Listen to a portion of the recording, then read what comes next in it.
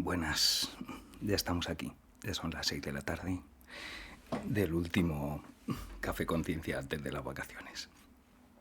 ¿Qué tal estáis?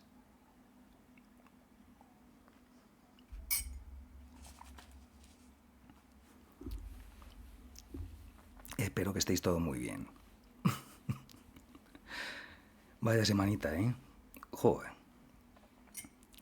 nos lo queríamos perder. Bueno, las elecciones pasaron, ahora ya veremos qué ocurre.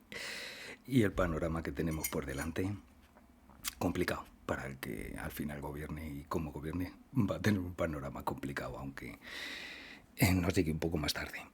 Voy a darle aquí a la luz, que estaba un poco apagado. Bueno, ¿tenéis ya vuestro café y esas cosas o no? ¿Habéis visto las noticias? ¿Habéis visto estos días? Es que ya es impresionante, ya es absurdo no hablar de cambio climático. O sea, es que es tan loco. Buenas, buenas, me encanta que estéis los guijarros. Por cierto, a ver si me acuerdo de cuando ponéis algo en en el chat y os contesto, leerlo, porque claro, luego en la grabación queda como contesto a algo que nadie ha visto, con lo cual, porque la grabación no se ve el chat. Entonces, esa es. Y más vale que no se vea, no sea que pongáis algo inadecuado. Bueno, ¿qué? Habéis visto, ¿no? Todos los días tenemos noticias ya todos los días tenemos noticias sobre el cambio climático. Antes éramos unos flipados, unos catastrofistas, los que hablábamos de ello, pero ahora ya es así. Aún así hay cosas que tampoco se les da toda la importancia que están, ¿no? Esta semana ha salido, yo lo he leído en un montón de periódicos, un estudio de la Universidad de Copenhague sobre la detención de la corriente termoalina, ¿no? En el Atlántico Norte, la famosa corriente del Golfo que desde el cole estudiábamos, que era la responsable de que en Europa hiciese, no, ¿veis? Me pregunta Alex que si voy a hablar de Feijóo. No hablo de Feijóo, no hablo. No, quita, déjalo. Vamos a hablar de esto. Quiero decir, me ha llamado la atención lo de que ha salido el estudio de Copenhague, de la Universidad de Copenhague, sobre la corriente del Golfo. Eso es de otro golfo, no de este, no el que tú te refieres, del Golfo del Atlántico Norte. Este no, este es, bueno, digamos que es del norte, pero no es tan del Atlántico Norte. Mira, a Silvia le hace gracia a Alex, si es que es así, es de las tuyas. Eso es así. Lo habéis visto, ¿no? Habéis visto la noticia que hablaban, decían en concreto que con toda probabilidad parece bueno, pues que hay riesgo de colapso entre 2025, como si fuese dentro de mucho, ¿no? Y 2095. O sea, daban como en esos 70 años que parece ser que con toda probabilidad, si seguimos haciendo lo que estamos haciendo, va a colapsar. Y bueno, pues, y con mayor, la fecha de mayor probabilidad, el año de mayor probabilidad, según decían, es en el 2057, que yo no sé si llegaré ya a 2057, yo no, ya sabes que los varones de mi familia no somos muy longevos, pero bueno, pero Raquel llegará seguro, que las hembras de su familia son muy longevas. Y mis hijos, evidentemente, y vuestros hijos, y tú, Silvia, espero que llegues, o sea, a 2057. Pero bueno, con respecto a esto, mira, estaba escuchando a Antonio Turiel hoy una conferencia a través de internet. Sí, peinas canas, pero no las suficientes. Déjate. Y hay a quien le salen muy pronto. Eres una benjamina todavía. Es pequeñita. Pues eso, que he estado escuchando a Antonio Turiel, que ayer en una conferencia a través de internet, y esto, una conferencia así, sin grandes medios y nada, bueno, si la veis alucináis, quiero decir, es como si yo cojo aquí, bueno, yo, o cualquiera, o sea, está bastante bien, quiero decir, está bastante bien porque lo que él dice está bastante bien y ahí se demuestra además que es un tío completamente accesible, que responde a todo el mundo y que aclara las cosas como debe ser, ¿no? Y que va a todos los lados, no hace falta que sea, además de ir a un montón de empresas, que lo comenta, por cierto, que le llaman, que además de dar las charlas que todo el mundo ve, hay otras muchas que da a empresas que le piden y que él como funcionario público dice que es su obligación informarles y que además cree que es verdad, que es que hay muchas muchas empresas que están preocupadas con qué es lo que está pasando. Ya es muy evidente. Ya lo niegan por intereses políticos que subyacen intereses económicos detrás. Pero es tan evidente, tan claro lo que está ocurriendo, ¿no? Se está quemando Italia, o sea, la temperatura del mar. La temperatura del mar, salía una noticia también estos días de que en Florida tenían la temperatura en el Golfo de Florida la misma temperatura que en el jacuzzi, 38 grados en el mar. O sea, es que eso es meterte en el mar y tener que salir para refrescarte. Es alucinante. 38 grados, imagináis 38 grados la temperatura del mar, que es algo, y eso que no va a pasar nada, ¿no? No va a afectar a la vida marina, ni...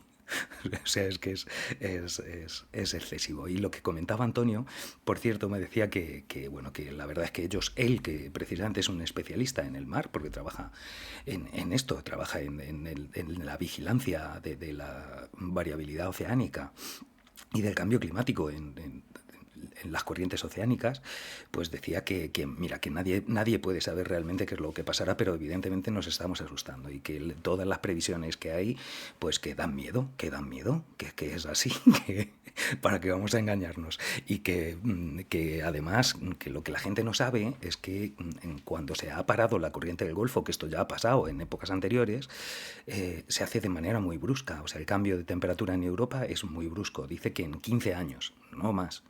En 15 años, de los Pirineos para arriba, si colapsa del todo, de los Pirineos para arriba, dice que en 15 años sería, pues eso, invivible, un glaciar prácticamente. Fíjate, paradójicamente, el calentamiento hará que Europa se congele.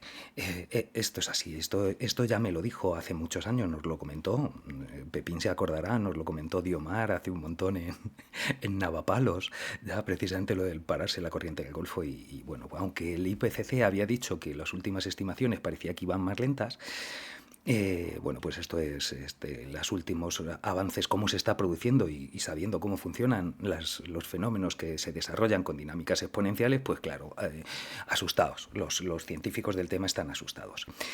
Antonio Turiel comentaba ayer mismo que a lo mejor, dice, bueno, en el mejor de los casos puede ser que por un parón temporal de las corrientes de viento, en el Atlántico Norte se haya acumulado una masa de agua caliente, especialmente grande, y que sea este fenómeno y que en cuanto los vientos vuelvan a moverse, pues pueda desaparecer. Es en el mejor de los casos.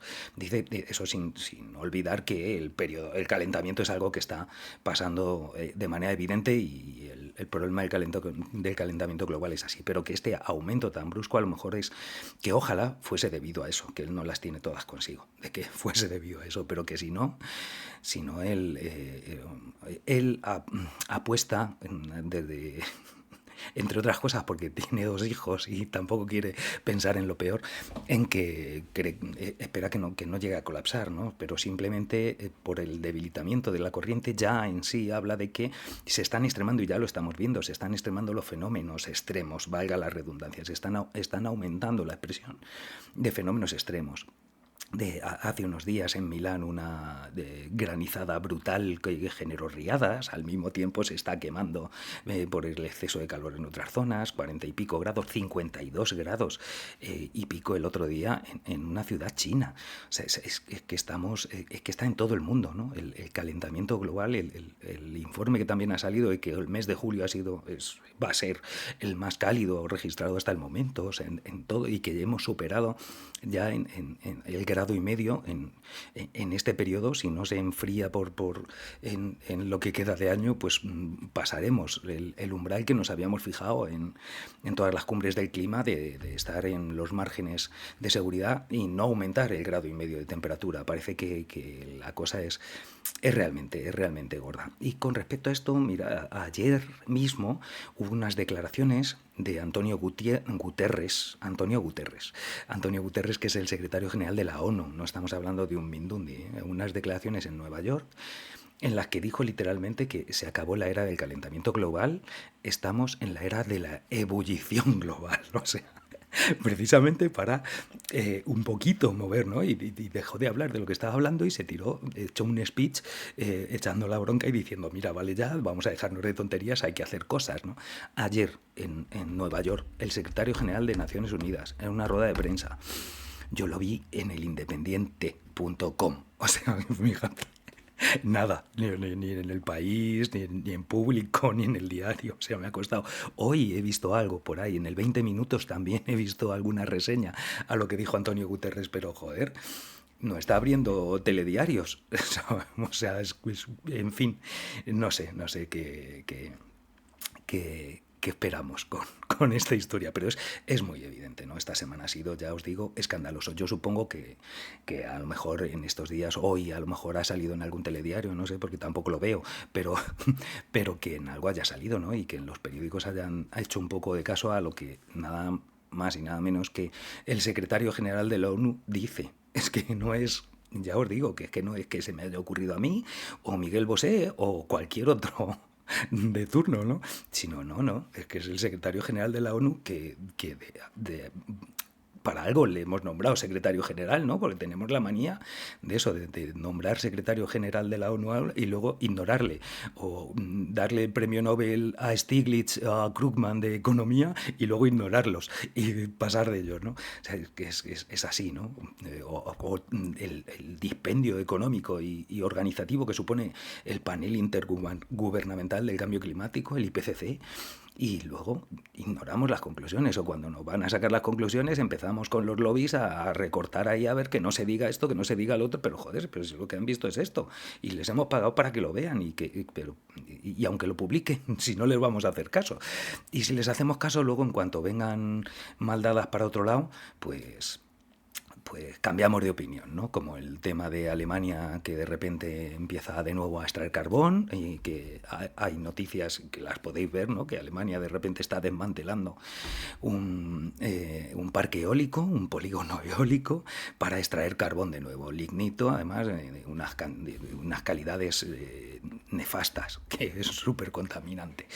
Pero ahí está, esta es la realidad que tenemos, ¿no? Y esto es por eso. También Antonio Turiel hablaba de que que esta es la década decisiva, la década en la que vamos a pegar el traspié, porque, bueno, ya sabéis que él también comenta, es un verdadero especialista, comenta en que hay un declive energético y que vamos a empezar ya y que la transición ecológica, la transición a las energías renovables, pues no está siendo una transición, está siendo como ha sido siempre. Cada vez que se ha descubierto una nueva fuente energética, se ha sumado y se ha acumulado a las anteriores fuentes energéticas, es lo que se está haciendo y no se está reduciendo. Y las reducciones estas que planteamos de Europa,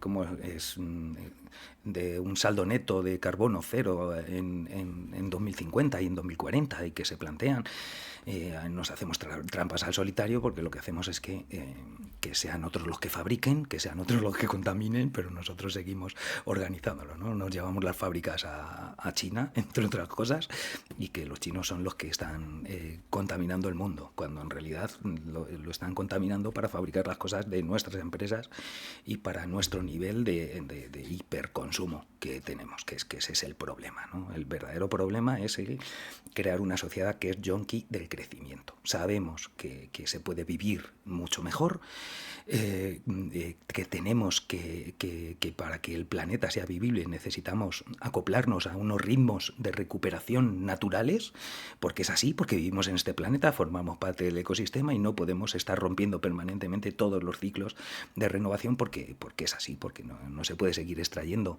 y consumiendo como si fuese infinito algo que es finito, algo que tiene un final, y que estamos llegando, como ya sabéis, a los límites en cuanto a la extracción de materiales, en fin, que no hay que hacer la transición a un sistema 100% renovable, es urgente, hay que hacerlo ya, pero esa transición a un 100% renovable va a ser una transición no al 100% de la energía que estamos consumiendo ahora, sino reduciendo muchísimo el consumo de energía, porque las renovables tienen otra forma de ser y otras dificultades que impiden la versatilidad y la borrachera de consumo que nos ha permitido tener una fuente tan versátil como son los combustibles fósiles, ¿no? El petróleo y el gas fundamentalmente.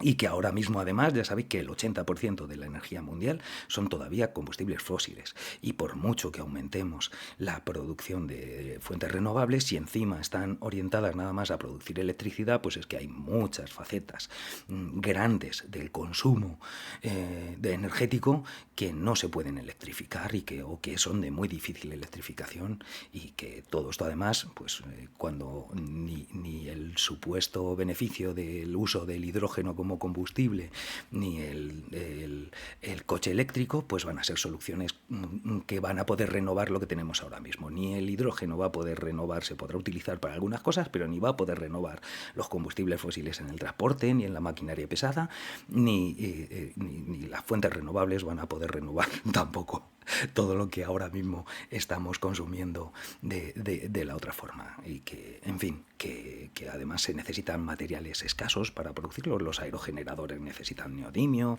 necesitan cobre, que sabemos que estamos al límite, electrificarlo todo es así, y hay muchas cosas que no se van a poder electrificar como tal. Y que además, si lo hiciésemos de la misma manera, es decir, si tuviésemos 1.200 millones de coches eléctricos, no habría cobre suficiente para crear la red para abastecerlos, ni litio para las baterías, ni nada de nada de nada. Es decir, no vamos a hacer una transición al 100% renovable, pero hay que cambiar el sistema, porque tenemos que hacer un sistema que no esté basado en el crecimiento, sino un sistema económico estacionario, llevado a una economía en la que nos permita tener buena calidad de vida, pero nos lo permita tener a todos. Y eso va a ser importante, que luchemos y que nos demos cuenta de que lo importante, vamos a tener que buscar otra vez el bien público y lo comunitario, porque es lo que nos va a salvar, porque es para lo que se va a tener que destinar la poca energía fósil que se pueda destinar. Es decir, si vamos a tener que empezar a racionar energía fósil, pues que vamos, yo quiero que siga habiendo ambulancias que puedan llegar a sitios donde si no lleguen, ¿no? Por ejemplo, quiero decir y el transporte público tendrá que priorizarse. Si no puedo coger mi coche, pues ¿qué le voy a hacer? Pero por lo menos que tenga un tren que me lleve a donde, y mira, electrificado, y eso sí va a poder coger y aprovechar el exceso de producción eléctrica que se está produciendo ahora mismo con energías renovables, y en la época, vamos, en las horas en las que se consume, etcétera, etcétera. En fin, sí, vamos a ir a un mundo muy distinto en muy poquito tiempo, y lo sabemos que está así, y que va a ser, y que va a ocurrir en estos años. Pero es que no nos queda otra, porque mira, lo que estábamos viendo, como decía Antonio Turiel, dice, yo creo que lo único es que se van a multiplicar los fenómenos extremos que estamos viviendo, y que esperemos que no llegue a colapsar, porque si llega a colapsar directamente, Europa es inhabitable. De los Pirineos para arriba, curiosamente, España en eso también tiene una excepción ibérica, ¿no? Pero claro, tú imagínate la que tendríamos aquí si Europa se congela. O sea, no, estamos hablando de otro mundo, otra historia. Estamos hablando de una película de apocalipsis. No queremos eso, queremos que la gente sea feliz y que viva. Y además es que tenemos que hacer un mundo mejor, que sea más agradable, más vivible, y porque en realidad es eso. Si es que si disfrutamos simplemente con poder tener un poquito, que hay que currar, habrá que currar mucho menos y repartir el curro. Quiero decir, es que en fin, hay muchas cosas que tenemos que empezar a hacer, y que se lo tienen que empezar a plantear, pero el problema es el cambio del sistema, y seguir midiendo todo con el PIB, y que tenga que crecer el PIB cuando en realidad vamos a tener que ir bajando. Alemania ya está bajando, pero porque Alemania es industrial, y en España, como somos un país de servicios, pues tardarán un par de años más en que nos lleguen aquí las consecuencias. Pero en todos los lados está ocurriendo. Todo el primer mundo tiene que bajar el nivel de autoconsumo y de superproducción y superconsumo.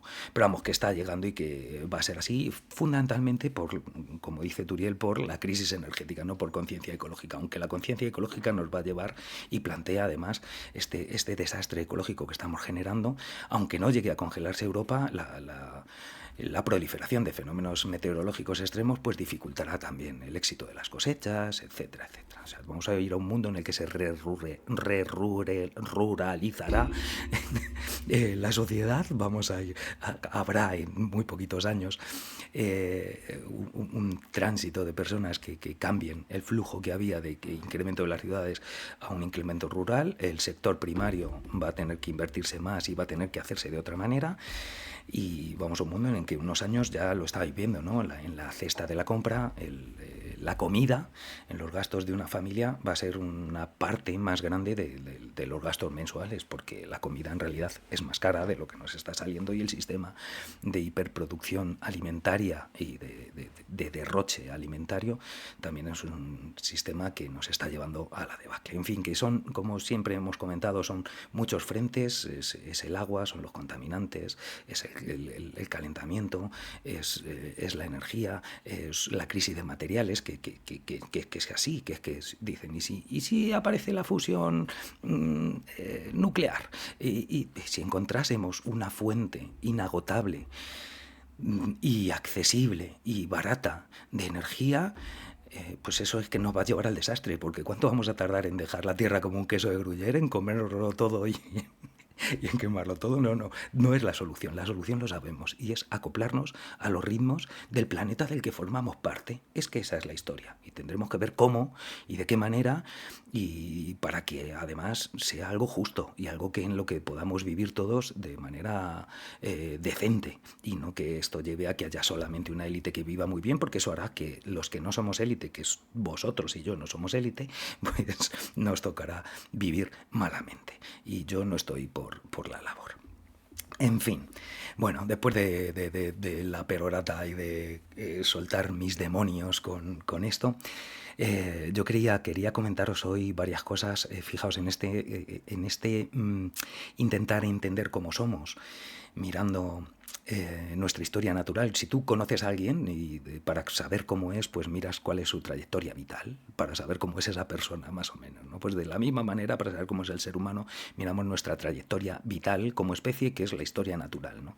Y hoy quiero que nos fijemos en unos primos nuestros, en los neandertales, para ver unos avances que ha habido en el conocimiento, y que se está revolucionando todo el concepto que teníamos sobre esta especie, que es hasta ahora con la que ha convivido el ser humano hasta hace 40.000 años, precisamente aquí en la península ibérica, que es donde están los vestigios de los últimos neandertales, que son los oriundos de Europa, o sea, del ser humano que emigró de África antes del Homo sapiens. De ahí es de donde se supone que sale Heidelbergensis y Neandertal, y hasta hace 40.000 años que desaparece de nuestro planeta restos de que estaban vivos todavía animales de esta especie, animales humanos, pero son Homo neanderthalensis, con el cual digamos que es nuestro primo más cercano, un primo muy, muy, muy cercano. O sea, si los bonobos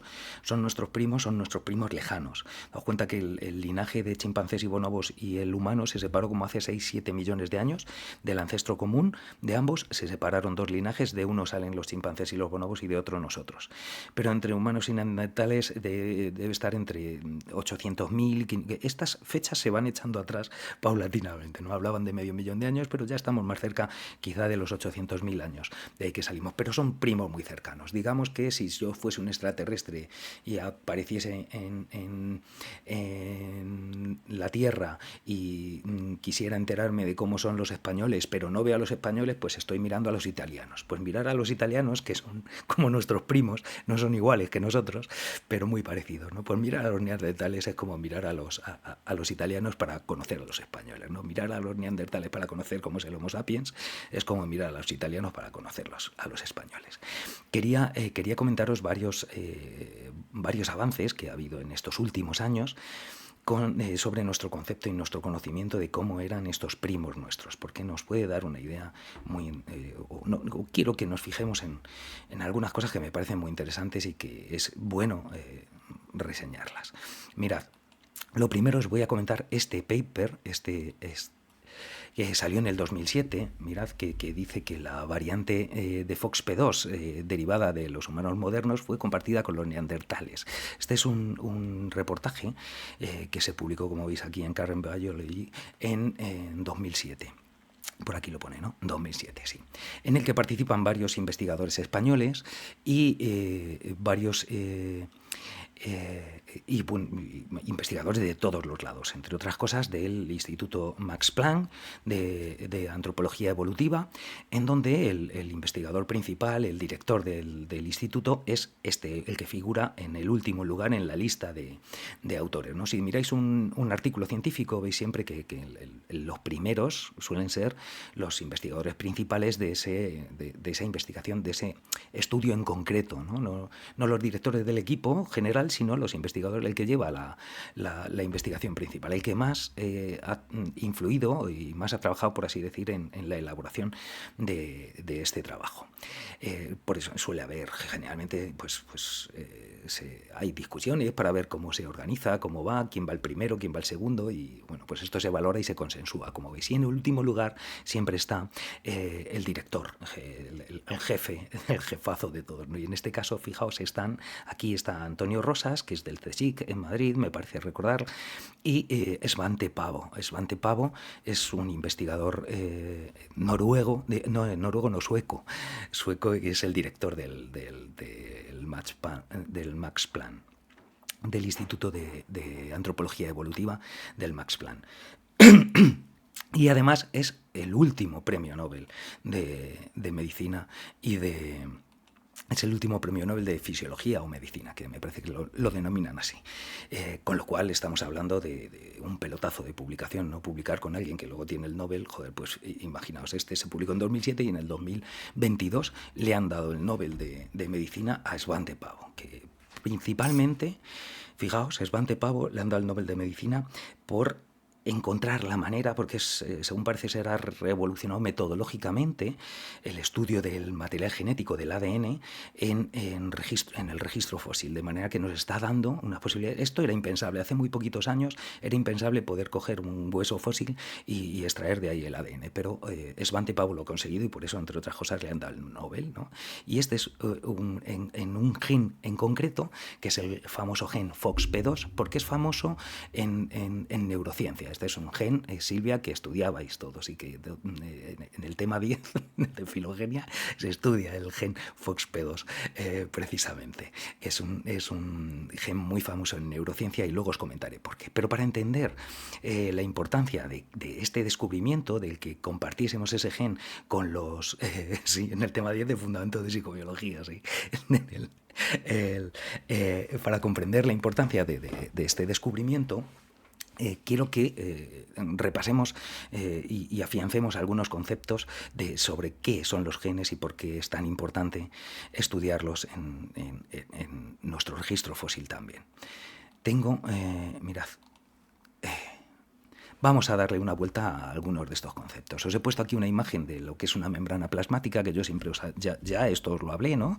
Os comenté por qué el agua era fundamental para la vida, porque estos fosfolípidos, que veis que están aquí dibujados con una cabeza, que es una bola y dos colas, en las que unen las dos colas de un fosfolípido de un lado con la del otro en el esquema del dibujo, pero es una bicapa de lípidos, de manera, fijaos que las cabezas de estos fosfolípidos son polares, que pone aquí polar, y las colas son no polares, y de manera natural, por eso en un medio acuoso se organizan formando estas bicapas, que es la base de una membrana biológica, ¿de acuerdo? Y como veis, la membrana plasmática son estas bicapas de fosfolípidos que exponen sus cabezas hidrofílicas, porque polar es lo mismo que hidrofílico, al agua, porque quieren el agua, y esconden sus colas hidrofóbicas al agua también. Entonces, esto es lo que es una membrana plasmática. Una membrana plasmática no es nada más que esta bicapa de fosfolípidos. Estos granulitos de aquí dibujan colesterol, que le da fluidez a esa membrana, y un montón de proteínas. Siempre os he dicho eso, ¿no? Una membrana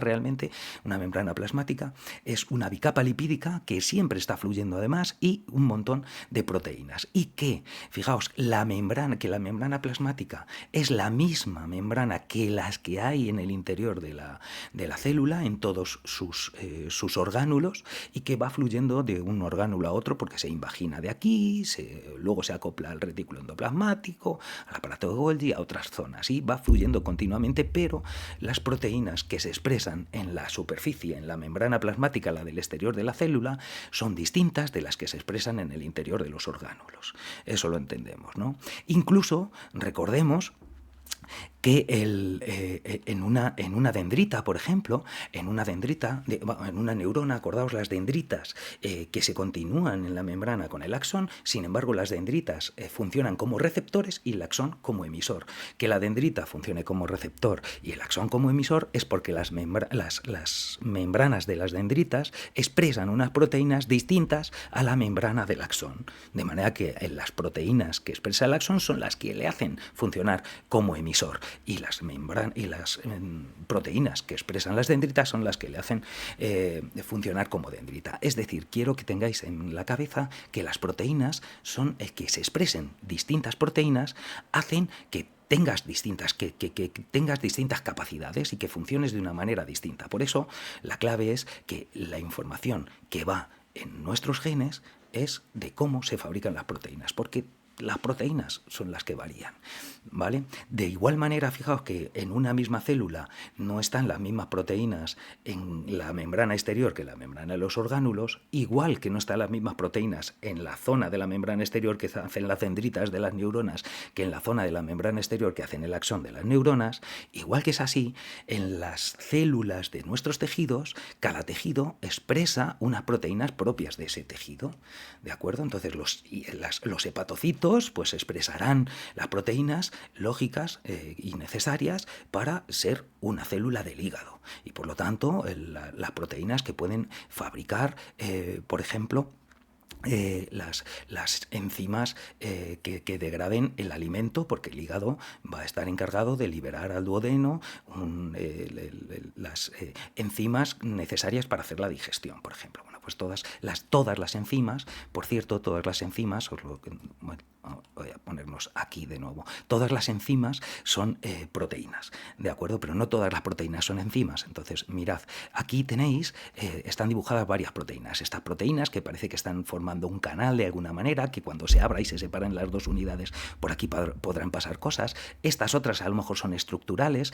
Las fibras que vienen aquí abajo del citoesqueleto, es decir, las que dan la forma a la célula, cada célula tiene una forma y depende de su citoesqueleto, igual que en la forma de nuestro cuerpo depende de nuestro esqueleto, ¿no? Si nos quitas los huesos, nos quedamos sin forma, pues la célula exactamente igual, ¿no? Entonces todas las fibras del citoesqueleto también son proteínas. Es decir, hay proteínas que están encargadas de transportar cosas a través de una membrana, de transportar cosas en la sangre, como las del colesterol, las que veíamos, las LDL y las HDL, ¿de acuerdo? De dar estabilidad o de generar estructuras con función estructural, valga la redundancia, es decir, el andamiaje necesario para que la célula tenga la forma que tiene y funcione como funciona.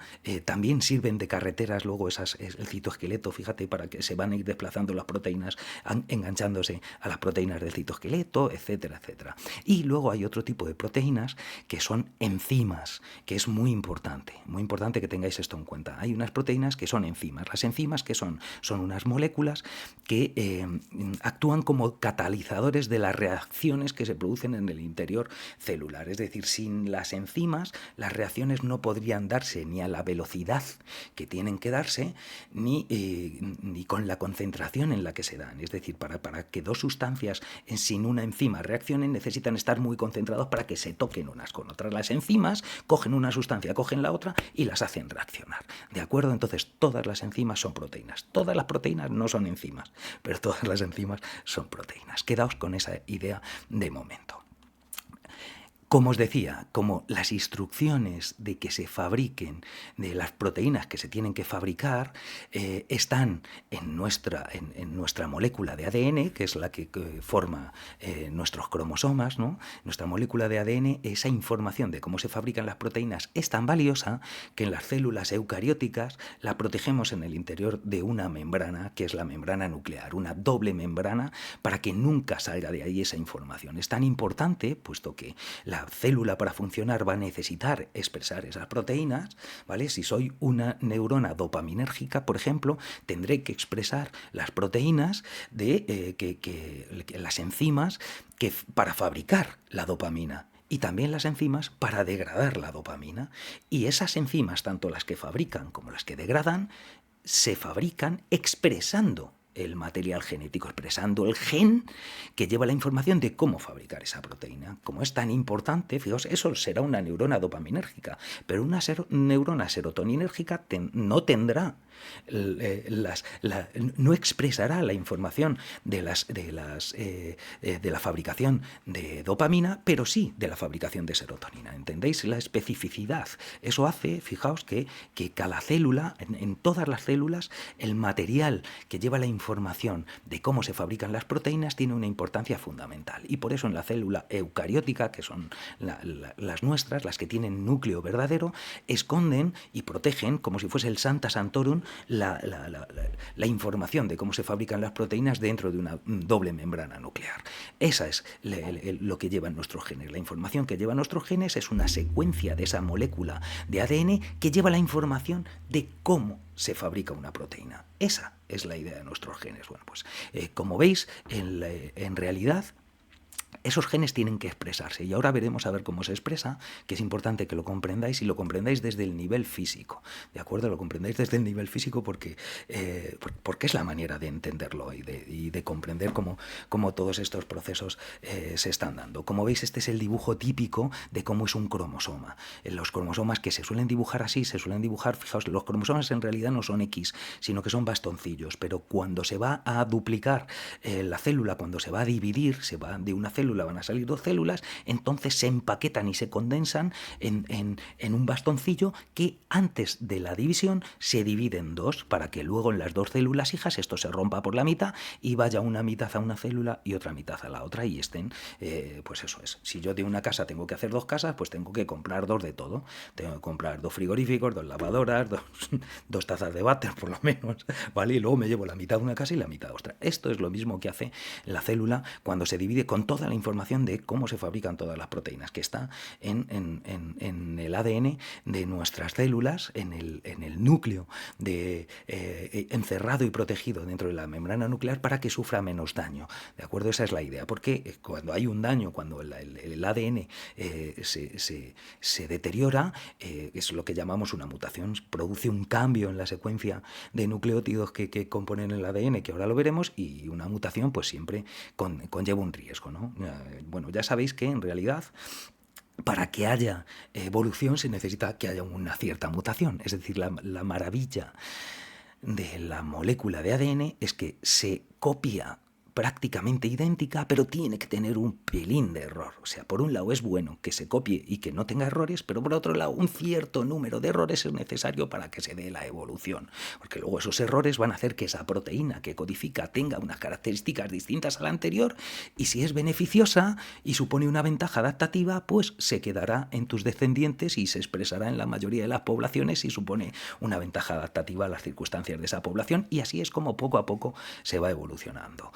¿De acuerdo? Tened esa idea, que, entre otras cosas, la evolución siempre es azarosa, ¿de acuerdo? No hay una dirección de la evolución, sino que las mutaciones se hacen al azar y luego en el ambiente en el que están expuestas, pues resultan adaptativas o resultan desadaptativas. Si resultan desadaptativas, desaparecerán del genoma. Si resultan adaptativas, se expandirán por el genoma. Si son neutras, pues ahí podrán quedar, pues que pasen desapercibidas y que no afecten a nada, ¿no? Quedaos con esa idea. Ahora, como os digo, esta molécula de ADN se tiene que expresar y para que se exprese en realidad tiene que estar un pelín desenrollada, tiene que estar desenrollada, como veis. Como veis, esta es la idea de cómo es esta molécula de ADN, ¿vale? Que en realidad cuando se va a dividir la célula es cuando se empaqueta en 23 pares de paquetes que son nuestros 23 pares de cromosomas.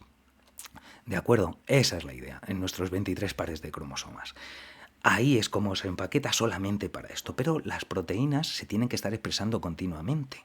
Continuamente tienen que estar fabricándose proteínas, porque una neurona dopaminérgica tiene que fabricar continuamente y degradar continuamente la dopamina. Y el equilibrio entre degradación y fabricación hará que en determinado momento esa neurona neurotransmita más dopamina o menos dopamina, pero esos procesos se están dando continuamente. Para que esos procesos se estén dando, se tienen que estar expresando los genes que llevan la información de cómo se fabrican las enzimas de síntesis y las enzimas de degradación de dopamina. Lo entendemos, ¿no? Esa es la idea.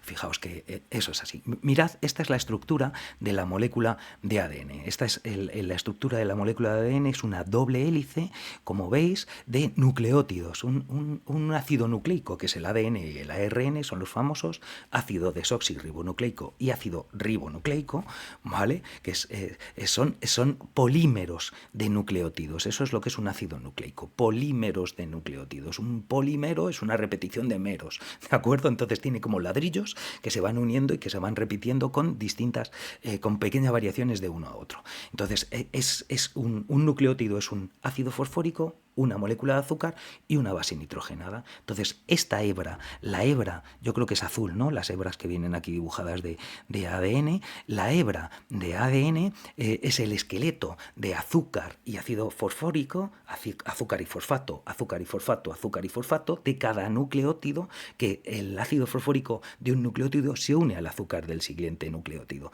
Y así va enganchando todas, formando esta hebra y como perpendicularmente tiene una base nitrogenada que se acopla a la base nitrogenada de la otra hebra, porque se acoplan 2 a 2. Hay 4 posibles bases nitrogenadas en el ADN: adenina, timina, guanina y citosina, famosas, A, T, C, G o GC, dice guanina y citosina, ¿de acuerdo? Y todas, la adenina de una hebra se acopla a la timina de otra hebra, que es lo que veis aquí, una A y una T. Y la guanina de una hebra se acopla a la citosina de otra hebra, que es lo que veis aquí, una G y una C. Se acoplan mediante unos enlaces que se llaman enlaces de hidrógeno, o puentes de hidrógeno, ¿de acuerdo? Y le dan esa estabilidad de manera que generan una hélice que gira a derechas, que se dice dextrógira, y es una molécula que permanece bastante estable. Esta es la estructura realmente que tiene el ADN. El descubrimiento de la estructura del ADN les supuso quizá uno de los premios Nobel más famosos de la historia, que fue el que dieron a Watson y Crick en el 53, creo, por publicar en el 53 la estructura del ADN, que años después ya dijo Crick que era el bueno de los dos. Watson es otro personaje más así, era el bueno, y como los buenos se los llevan antes, murió ya hace tiempo. Ya admitió en su momento que no hubiesen conseguido ver la estructura del ADN sin los trabajos de cristalografía de su compañera Rosalind Franklin, que como buena mujer que estaba con un trabajo abnegado y en segundo plano y sin protagonismo ninguno, pues no se llevó el Nobel y por ahí estaba. Y luego murió encima por un cáncer, parece ser que provocado por esa superexposición a los rayos X que tenía en aquella época, sin las protecciones que hoy sabemos que tendríamos que tener. Esa es la idea.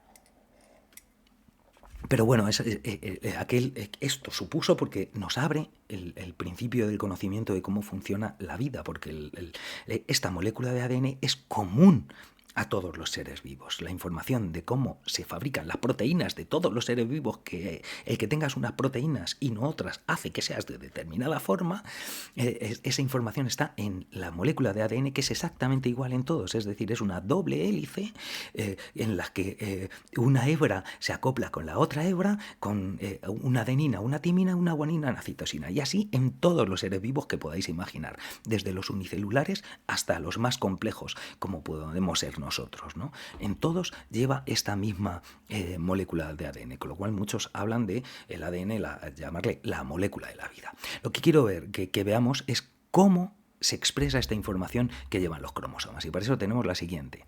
Imaginaos, se expresa en 2 pasos. Por un lado se transcribe y luego se traduce esa información. ¿Por qué se transcribe? Esta es la idea. Fijaos que esto es la membrana nuclear, que tiene unos poros, pero es la membrana nuclear que protege y que hace que el ADN que está en nuestros cromosomas quede siempre permanezca dentro, nunca salga. Es tan importante que nunca debe salir para que no sufra daño. Es como si tú vas a la Biblioteca Nacional y quieres leer un incunable, un libro que se hizo antes de que se inventase la imprenta, pues evidentemente no vas a poder coger y llevarte el incunable y decir, venga, me lo llevo este fin de semana para leerlo en casa y lo traigo después, ¿vale?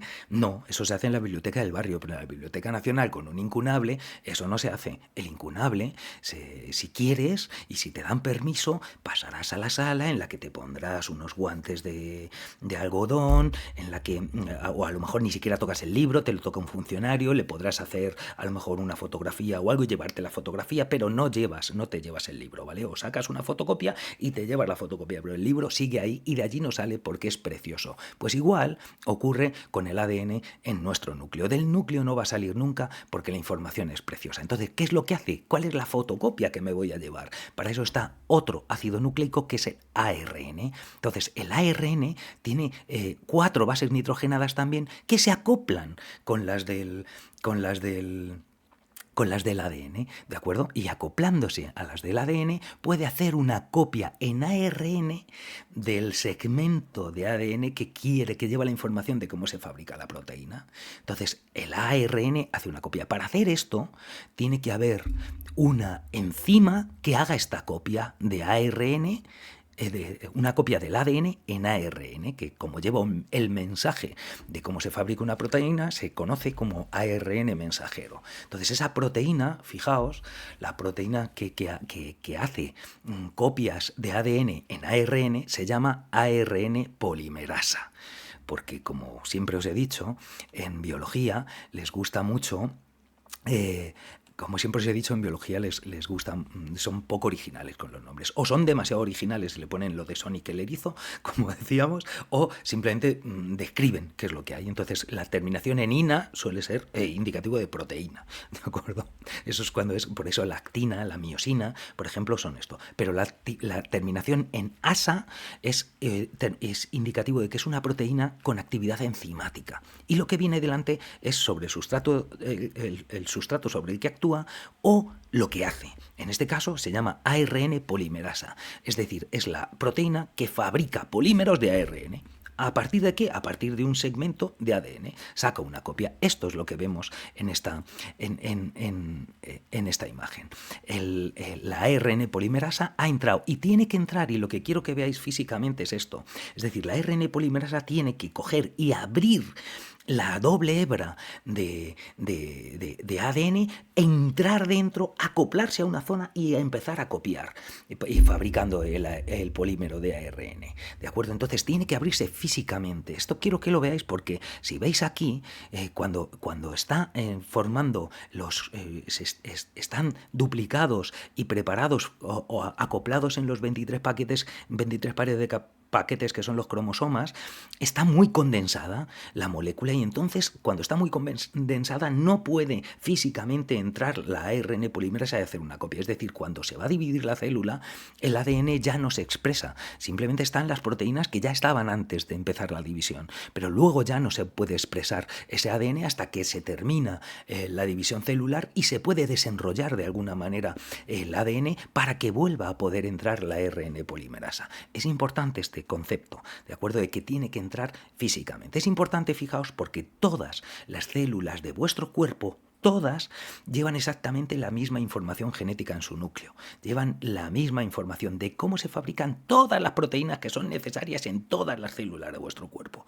Pero sin embargo, una célula de vuestro cerebro no tiene nada que ver con una célula de vuestro corazón ni nada que ver con una célula de vuestro riñón. Eso hace que en el proceso de diferenciación celular, de acuerdo, de ese que cuando se formaba el cigoto y se dividía en 2 y luego en 4 y luego tal, y luego en mórula, en blástula, en gástrula y luego en todos los tejidos, según se va produciendo esa diferenciación celular, se van condensando determinadas partes del genoma, de los cromosomas, que ya no se descondensan, de manera que esa zona ya no se va a expresar nunca. De manera, fijaos que una neurona expresa las proteínas que le hacen ser neurona, pero no expresa las proteínas que le hacen ser célula del riñón, ni las que le harían ser célula del corazón. Y de la misma manera, las del corazón expresan las del corazón y no expresan las otras, ¿vale? Ese es el proceso de diferenciación celular, que se van condensando y se van quedando completamente selladas determinadas zonas del ADN y no se expresan esas proteínas. Pero si lo desenrollamos de una célula cualquiera de tu cuerpo, se obtiene la información de todo tu cuerpo. Esa es la base. Fijaos que no es un proceso tan sencillo porque es más complejo, pero que tengáis esa idea, ¿no? Esa es la idea de que te cogen una célula de la piel de la oveja Dolly y pueden sacar una oveja Dolly. Pero para eso hay que conseguir descondensar todas las zonas necesarias, dar vuelta atrás. Ese reloj biológico es volver a hacer que en realidad se pueda expresar todo, porque de una célula de las que formaban la mórula, realmente si sigue un camino llegará a ser una célula de tu cerebro, pero si sigue otro camino llegará a ser una célula de tu riñón o de tu piel, ¿de acuerdo? Entonces, que tengáis claro esa idea. Por un lado, en la diferenciación celular se van sellando algunas zonas que ya no se van a expresar. Eso por un lado. Pero por otro, fijaos, luego lo que tiene que hacer es lo que quería comentaros. Una vez que sale el ARN mensajero con la copia, una vez que sales de la Biblioteca Nacional con la fotocopia del incunable, ¿de acuerdo? Esto que hace lleva la información de cómo se fabrica una proteína, lleva ese mensaje, por eso sale el ARN mensajero. Sale hasta otras estructuras en la célula que se llaman ribosomas, que está aquí debajo, que el ribosoma está compuesto por ARN ribosómico, es decir, es también un ácido nucleico, y proteínas, que, como os digo, son las que hacen que cambien las cosas. Entonces, este complejo de ARN y proteínas son las fábricas de proteínas realmente de la célula. Y aquí está dibujado, ¿no? Como ese va pasando. A mí siempre me gusta verlo como un Pac-Man, como un comecocos que avanza y va metiendo tripletes, porque fijaos, el idioma en el que se codifican las proteínas es un idioma de palabras que están compuestas por 3 letras, que son las bases nitrogenadas, que es lo que varía y por lo tanto lo que lleva la información, tanto en el ADN como en el ARN. ¿De acuerdo? Acordaos que este ARN mensajero lleva una copia complementaria de una secuencia del ADN que lleva la información de cómo se fabrica una proteína. Avanza, como os digo, el ribosoma avanza metiendo un triplete, por lo tanto, de bases nitrogenadas del ARN mensajero, al que acopla otras 3 complementarias a él de otro ARN que se llama ARN de transferencia, que es ese que viene con un globito, que veis que viene con un globito que es un aminoácido, ¿de acuerdo? Ese globito del aminoácido se acopla, y cuando se acopla y se ve que corresponden y que se acoplan perfectamente al triplete del mensajero, libera el aminoácido y lo deja en el ribosoma, perdón. Entonces, fijaos, entonces pasa al siguiente triplete. El siguiente triplete acopla otro ARN de transferencia que cuando coincide libera el aminoácido, y así se van juntando aminoácido, porque una proteína no es nada más que un polímero de aminoácidos. ¿De acuerdo? Cuando ya han sido muchos de estos aminoácidos los que están juntos y ya se ha terminado de hacer la proteína, se libera esta proteína del ribosoma, y esta proteína, con cada aminoácido, tiene unas características particulares. Entonces hay unos aminoácidos que son más hidrofílicos, que les gusta el agua. Ese aminoácido moverá la secuencia de aminoácidos en la que está hacia el agua, ¿de acuerdo? Pero otro aminoácido será más hidrofóbico, entonces ese aminoácido se esconderá de la zona de agua. Esto es lo que nos quieren dibujar aquí, viendo que esta proteína en realidad se pliega. Por eso y por otras causas, o sea, también hay aminoácidos con carga eléctrica, carga positiva, y otros con carga negativa. Los de carga de igual signo se repelen y los de signo contrario se atraen. Eso hace que la proteína, por aminoácido a aminoácido y por su secuencia de aminoácidos y por el contacto con el entorno acuoso, adopte una forma determinada, ¿de acuerdo?, en el espacio. Esa forma es fundamental, porque fijaos, por ejemplo, son proteínas los receptores de los neurotransmisores. Entonces, esos receptores de los neurotransmisores tienen que tener la forma concreta para que el neurotransmisor se acople a él como una llave en una cerradura. Así nos dicen en todos los libros de texto. Entonces, tiene que tener una forma determinada. Cuando oís hablar de no calientes esto o no dejes que las proteínas se desnaturalizan, que se desnaturaliza una proteína es que pierde la forma tridimensional que tiene esa proteína. Y si pierde la forma, una proteína pierde la función. ¿De acuerdo? Quedaos, todas estas ideas son claves para entender cómo funciona esto. Como os decía, hay proteínas que tienen función de transporte, hay proteínas que tienen función estructural, hay proteínas con actividad enzimática que hacen que reacciones. Y de estas de actividad enzimática, fíjate, también hay, que entre otras está la ARN polimerasa, esta la que hace polímeros de ARN, copiando una secuencia de ADN. Hay otras que lo que hacen es facilitar o dificultar que la ARN polimerasa se acople a una secuencia de ADN y la copie.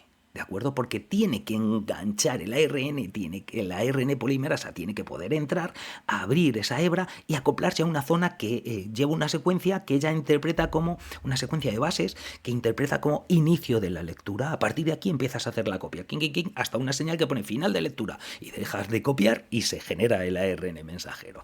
Entendemos, eso así funciona. Pero bien, a la secuencia a la que se tiene que acoplar hay proteínas que se acoplan facilitando o dificultando que el ARN copie esa secuencia. De manera, fijaos que estas proteínas se llaman factores de transcripción porque alteran la transcripción, facilitan o dificultan que se transcriban determinados genes. ¿Vale? Bueno, ahora que tenemos esto claro, ahora que ya hemos recordado por qué es tan importante la información de los genes y por qué la única información realmente que llevan es de cómo y de qué manera se van a fabricar las proteínas y qué proteínas se fabrican, ¿de acuerdo? Ahora podemos entender la importancia de este paper para conocer y que nos cambia el concepto que teníamos anteriormente de nuestros primos neandertales. Os quería poner esto es el gen FOXP2. ¿Cuál es el gen FOXP2? ¿Qué es lo que ocurre? El gen FOXP2, fijaos, es un gen que realmente codifica un factor de transcripción. No es una proteína final como veíamos antes, no es una proteína que transporte nada, ni una que haga reaccionar una cosa directamente, sino que es una que facilita la expresión de otros genes y dificulta la expresión de otros genes. Influye, por lo tanto, en la transcripción de otros genes, con lo cual su efecto es complejo, no es tan sencillo, no se sabe exactamente qué es lo que ocurre, pero es famoso porque hace unos cuantos años ya, es un estudio clásico en neurociencia, se descubrió que una mutación en esta proteína, en la proteína que codifica, en este gen, una mutación en el gen que lleva la información de cómo se codifica la FOXP2, causaba una enfermedad en la mitad de una familia que se llamó familia KE, por mantener el anonimato. Una enfermedad que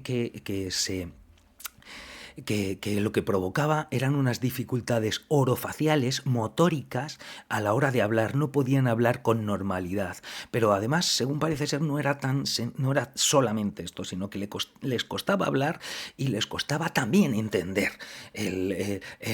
O sea, tenían un problema de comunicación tanto expresivo como receptivo. El receptivo ha habido dudas si era causante porque el expresivo les impedía el desarrollo de esas habilidades en una infancia temprana o no. El caso es que tenían grandes problemas de esto y que tenía una herencia monogénica, es decir, solamente una alteración de ese gen lo provocaba, pero ya os digo que ese gen en realidad afectaba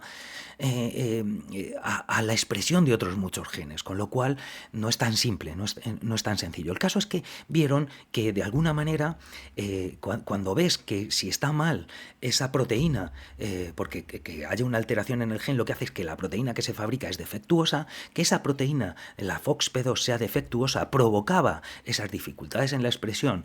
Teniendo esto en cuenta y teniendo en cuenta además que la proteína FOXP2 existe en todos los vertebrados y que en los mamíferos prácticamente se ha mantenido inalterada. Hay quien habla que en los pájaros, fíjate, la FOXP2 podía estar implicada en la variabilidad del trino de algunos pájaros. O sea que de alguna manera se relaciona en todos los animales con sus capacidades comunicativas. Pero el hecho de que en todos los mamíferos esté inalterada y de el chimpancé a nosotros cambien 2 aminoácidos de esa proteína, haya un salto cualitativo de 2 aminoácidos, parece que eso, de alguna manera y no tan directa, puesto que actúa sobre la expresión de otros muchos genes, puede estar en la base de nuestra particularidad de uso del lenguaje, ¿no? De un lenguaje tan complejo y tan rico que nos permite expresar y compartir el mundo interno, el mundo de nuestro cerebro, y es el éxito diferencial de nuestra especie, de una manera mucho más eficaz y más profunda de lo que pueden hacer nuestros primos más cercanos vivos, ¿no? Esa es la idea, de manera que el gen FOXP2 de alguna manera siempre se ha tenido la intuición, si no es la demostración en ciencia, sí se ha tenido la intuición de que facilitó el desarrollo de nuestras capacidades lingüísticas. Y lo que ahora mismo, lo que vieron en el 2007 nuestros compañeros investigadores de la Pompeu y Fabra, de la Universidad de Barcelona, de la Universidad de Oviedo, del CSIC y de los del Max Planck y Svante Pavo, al que le dan el premio Nobel, o sea, gente de primer nivel mundial, lo que vieron aquí es que, cuidadito, que los neandertales comparten esa variante, pero la comparten y además demuestran que no la tienen por hibridación. O sea, ya sabemos que entre sapiens y neandertales hubo hibridación en algún momento. De hecho, sabemos que todos los habitantes del planeta, menos los que derivan simplemente de África, es decir, que no salieron sus ancestros nunca de África, tenemos un cierto porcentaje de genes neandertales en nuestro genoma, ¿no? Alrededor del 3% podemos llegar a tener los europeos de genes neandertales. Eso es porque hubo hibridación. Y esos genes nos llegaron pues porque el Homo sapiens es un Homo follarín también, o sea, le da mucho, le encanta esto, ¿no? Y entonces, pues mirad por dónde, evidentemente, hubo ayuntamiento entre neandertales pero además cada vez parece más evidente que no es un hecho aislado ni nada, sino que fue bastante habitual durante un periodo, ¿no? Y que hay incluso ya, ahora mismo, hay evidencia, por lo menos con los grandes avances que ha habido en el estudio del ADN fósil, de estos fósiles, fijaos, se han llegado a extraer incluso del sedimento el ADN, ¿no? Y el extraer el ADN del sedimento está dando muchísima información, incluso de algunos de poblaciones en las que había híbridos realmente de padre de una especie Homo sapiens o neandertal y madre de la otra especie Homo sapiens neandertal durante un tiempo que estuvieron viviendo en las cuevas en las que estaban estos yacimientos. Pero directo, o sea, de los hijos. No estamos hablando de que se ha demostrado que ha habido una hibridación. No. Hay ya evidencia fósil a través del estudio del ADN en estos fósiles de que ha habido hibridación más de la que creíamos en un principio. Pero fijaos, lo que aquí nos está diciendo es que no es por hibridación, es decir, el ADN del FOXP2, que lleva la misma variante que llevamos nosotros, que tiene los dos aminoácidos distintos a como tienen el resto de mamíferos, hasta el chimpancé, ¿de acuerdo? Y que se supone que es la base de las... por lo menos es una condición necesaria para que desarrollemos nuestras capacidades lingüísticas. En los libros de texto, vosotros, Silvia, lo estudiabais, que surgió ex novo en nuestra especie hace 200.000 años. Bueno, pues según parece ser, si los neandertales la tienen también y no la tienen porque les haya llegado por cruzamiento con un sapiens, quiere decir que estaría en el ancestro común de neandertales y sapiens. O sea que dentro de unos años los libros de texto irán rebajando, o sea, retrasando la aparición del gen FOXP2. Y que, bueno, pues nos da una idea, un puntito más, de que es muy probable que estos neandertales sí tuviesen... nuestras capacidades lingüísticas, nuestras capacidades comunicativas. Es un punto más. Fijaos que está esto por un lado, pero además de este estudio, hay otro estudio bastante más nuevo, bastante más cercano, publicado en marzo del 2021, fijaos, en la que demuestran, estudiando, mirad quiénes están aquí: Mercedes Conde de Valverde, Ignacio Martínez Mendizábal, que no lo pone aquí, pero ahí está, mirad quién es el último, Eudald Carbonell, los últimos, o sea, José María Bermúdez de Castro, Eudald Carbonell y Juan Luis Arzuaga. Estamos hablando de mitos, o sea, estos son los grandes. Ignacio Martínez Mendizábal es otro. Por favor, si queréis disfrutar este verano, cogeos una de las, mirad en YouTube, poner Ignacio Martínez Mendizábal y mirad cualquier conferencia de las que ha dado últimamente, que son una auténtica maravilla. Es un comunicador excepcional y uno de los grandes. De acuerdo, yo estoy...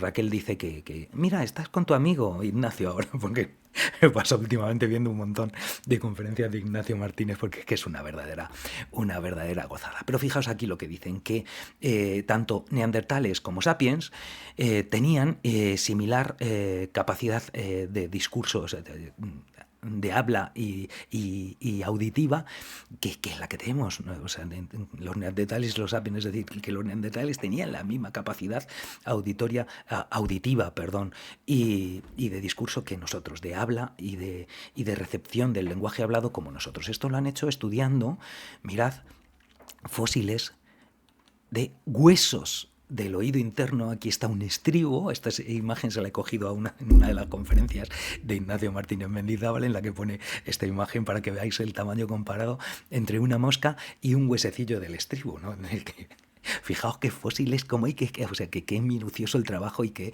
o sea, es un trabajo el de los paleontólogos, el de los paleantropólogos, es un trabajo de chinos. Entendedme, sin racismo, racismo free.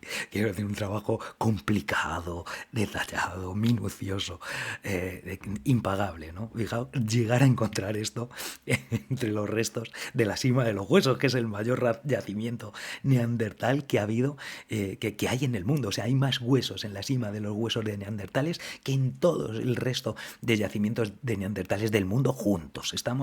Que no sabemos la joya que tenemos ahí en Atapuerca, ¿no? Entonces, fijaos, estudiando los huesos del oído medio y del oído interno de los fósiles, han llegado a calcular las audiometrías y han visto que realmente la de los neandertales y las nuestras son muy alejadas de las audiometrías que tiene un chimpancé, porque están perfectamente acopladas para distinguir el rango de longitud de onda en el que se produce el habla humana. Y básicamente lo que quiere esto decir es que los neandertales podían captar y distinguir las consonantes igual que nosotros, con lo cual tendrían un idioma muy parecido al nuestro, ¿no? Esto nos da ya una idea. Fijaos, ya tienen el gen FOXP2, tienen el oído interno con las mismas capacidades que el nuestro, y que de manera también se han hecho estudios sobre el aparato fonador, etcétera, etcétera. Todo está indicando que los neandertales eran mucho más parecidos a nosotros, eran mucho más italianos y nosotros españoles que un mono medio salvaje y medio bestia que está ahí haciendo unga, unga y poco más, ¿no? Eran, y que además la mayoría de los casos tenían más capacidad craneal que la que tenemos nosotros ahora. O sea que en cuanto a capacidad, base material sobre la que desarrollar capacidades mentales elevadas, tenían como nosotros, ¿no? Y un último punto de aquí, de los últimos descubrimientos que ha habido en los últimos años. Mirad, este es un esquema de unos restos. Vamos a ver, esto es, os lo pongo así lo vemos, ¿no? Vamos, que esto es. Este es un esquema que han encontrado en la cueva de Bruniquel, lo pone aquí, del sur de Francia, de una formación. Estos son unos círculos hechos con trozos de estalagmitas. Entraron y que están como a 300 y pico metros de la entrada de la cueva. O sea, es una zona en la que entras y hay una gran sala en la que en el centro de esta sala hay restos de estas estructuras que parece que había algo ahí, lo llaman el Stonehenge de los neandertales, en el que había una estructura montada con piezas cortadas y talladas de estalagmitas, todas alrededor de entre 30 y 40 centímetros, de manera que nos da una idea, por cómo han quedado ahora mismo, que había alguna construcción de alguna manera. Hay dos círculos, el grande tiene como unos 7 metros de diámetro y el pequeño tiene como unos 2 metros de diámetro. Y aquí comentaba Ignacio Martínez Mendizábal, comentaba que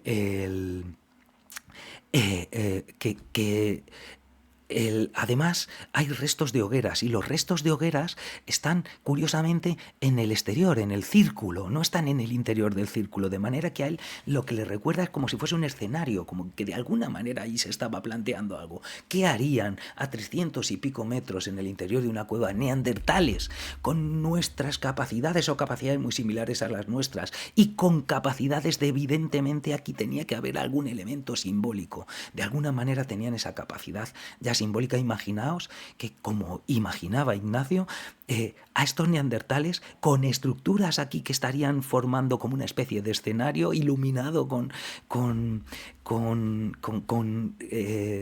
hogueras alrededor, que de alguna manera indican pues alguna celebración colectiva, algo muy cercano a nosotros, ¿no? ¿Lo veis? ¿Lo veis o no lo veis? ¿Veis que hay realmente que no son tan distintos a nosotros, que realmente son nuestros primos y mucho más cercanos de lo que creemos?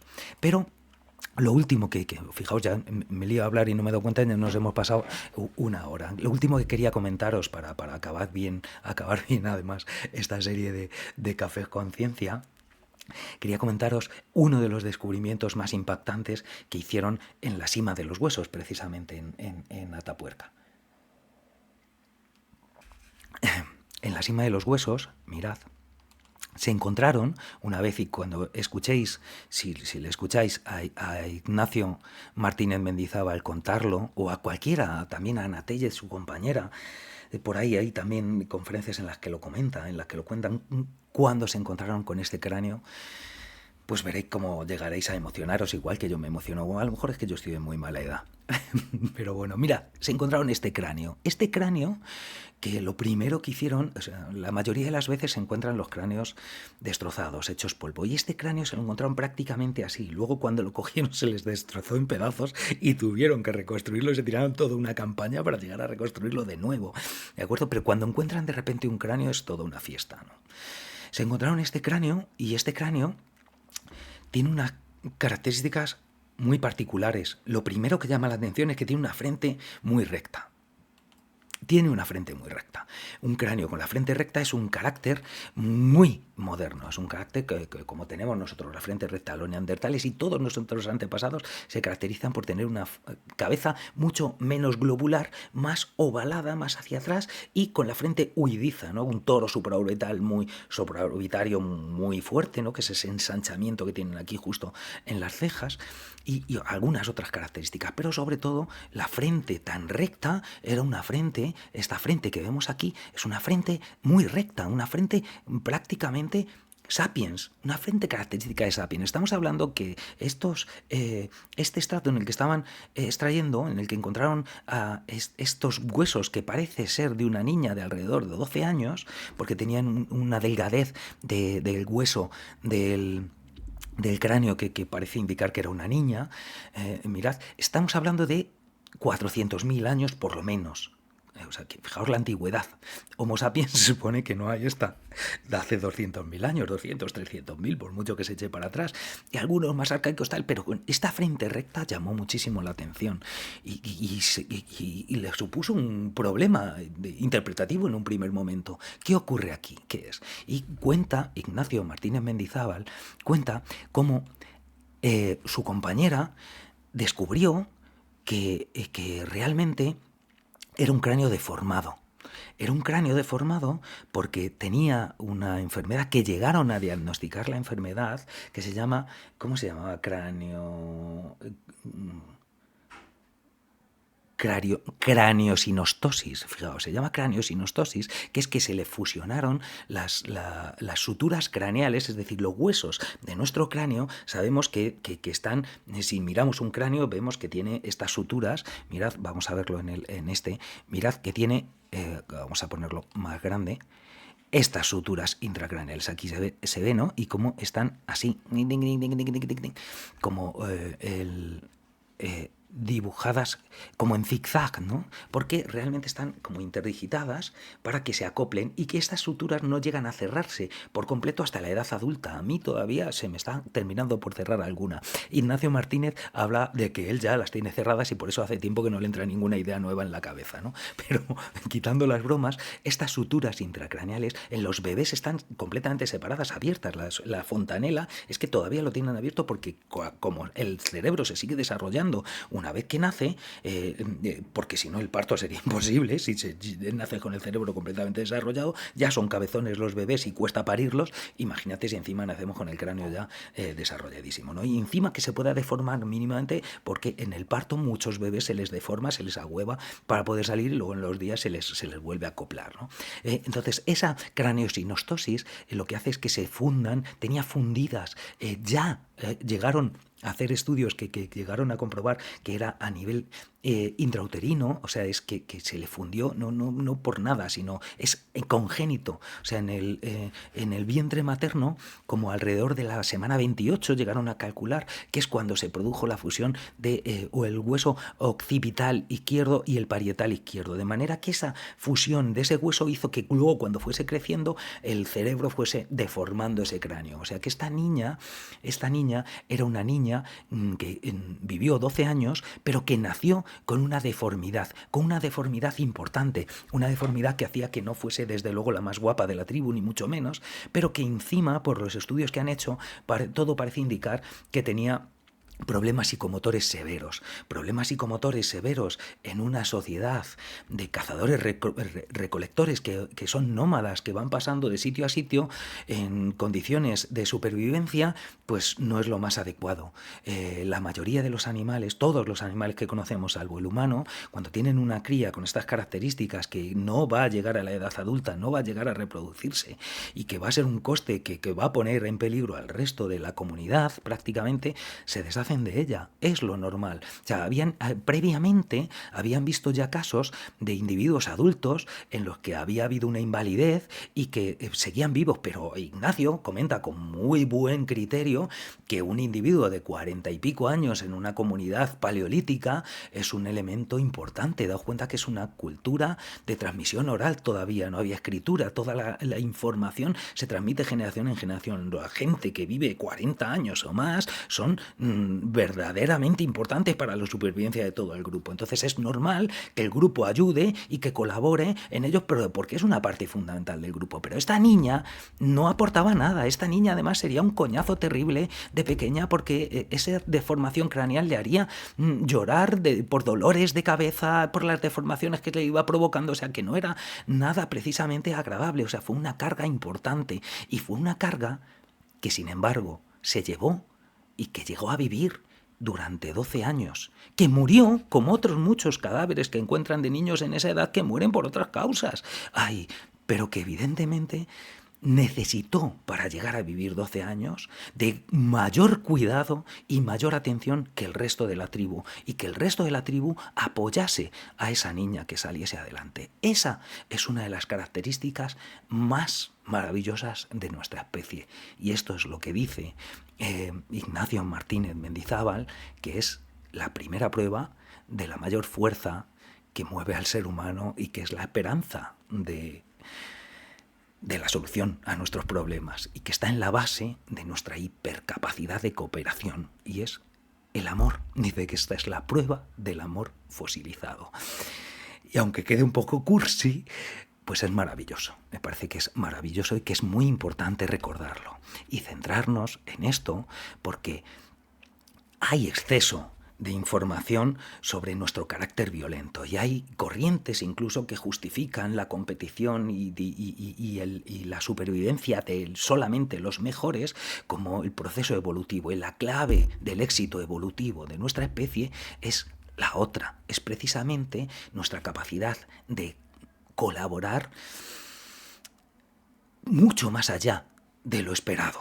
Y nuestra capacidad de enfrentarnos y de haber puesto la evolución grupal por encima de la evolución individual, de mostrar ese amor incondicional que evidentemente hizo que esta familia, este entorno, este clan, que no solamente sería familia, sino que serían varias familias las que estuviesen en este clan, le dedicase más atención que a los demás, para que pudiese vivir 12 años como vivían muchos de los niños que morían en aquella época con esta edad. Así que Ana Tellez, supongo que sería, dice Ignacio Martínez Mendizábal, que fue quien le puso nombre a este cráneo, que, como él dice, hay fósiles que dice, no es quien le puso el nombre, en realidad es quien vio el nombre, porque el nombre de los fósiles no se les pone, sino que surge, se les ve, ¿no? Hay otro que se llama Miguelón, dice, es que ahí está, es que es Miguelón, es que es así. Y esta apareció el nombre y lo vio Ana y lo dijo. Y la llaman Benjamina, que significa en hebreo la más querida, porque es la evidencia de que el amor superó el impulso de supervivencia del grupo, y paradójicamente esa característica muy propia de todos los Homo, tanto neandertalensis como sapiens, es el éxito, que es la base del éxito de nuestro sistema hipercooperativo. Ignacio comentaba también en una de las charlas diciendo, mirad, fijaos, si ahora mismo fueseis de aquí las mujeres y nos quedásemos los hombres, si fuésemos chimpancés nos mataríamos directamente. Si fuésemos bonobos, no. Ya sabemos que los bonobos son los otros, ¿no? Si fuésemos bonobos, no. Pero si fuésemos chimpancés, si fuésemos gorilas, nos mataríamos. Sin embargo, si un grupo de machos adultos sin las hembras aquí, dice, de nosotros al rato estaríamos jugando a las chapas, jugando a cartas, organizando competiciones de gilipollescas, escupiendo a ver quién llega más lejos. Pues lo que hacemos, pero con una función fundamentalmente cooperativa. Es decir, eso es así. También comentaba el hecho de que él es del Atleti y comenta, que es muy ilustrativo también, como el día en que los hinchas del Atleti mataron al hincha este de la Real Sociedad, que es un acto bestial y que es un acto canalla, ¿no?